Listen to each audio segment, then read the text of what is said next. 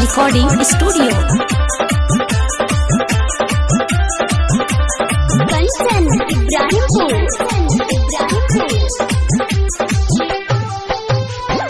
काट छपाई गेलै रे दिन धराई गेलै रे काट छपाई गेलै रे दिन धराई गेलै रे छूट तो संगतिया ससुर चल जइबो रे जय बही ससुरवा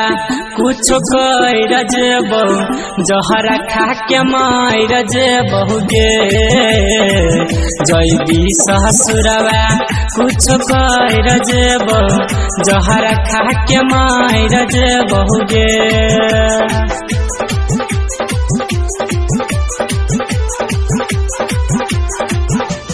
कंचन इब्राहिमपुर।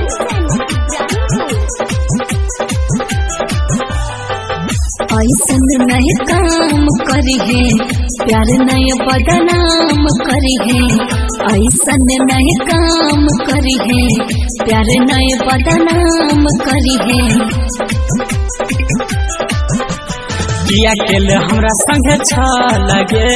गेलही तू गोरी बदल लगे ससुर से आई बहुत मिलबो रे जेबही ससुरवा कुछ कर जेबो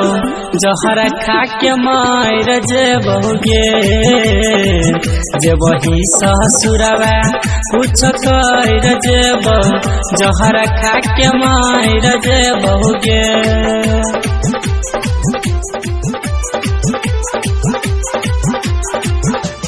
कंचन इब्राहिमपुर।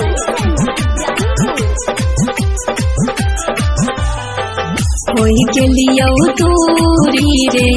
रहे मजबूरी रे होई के लियो दूरी रे रहे मजबूरी रे कैले तूने हा गजदारी गे सीनावा में दिल छुरी मारी गे फोन पर मन खबर लेते रहबो रे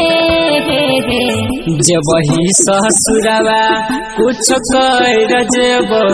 जहरा खा के मार जेबो गे जेबही ससुरवा कुछ कर जेबो जहरा खा के मार जेबो गे JMS रिकॉर्डिंग स्टूडियो।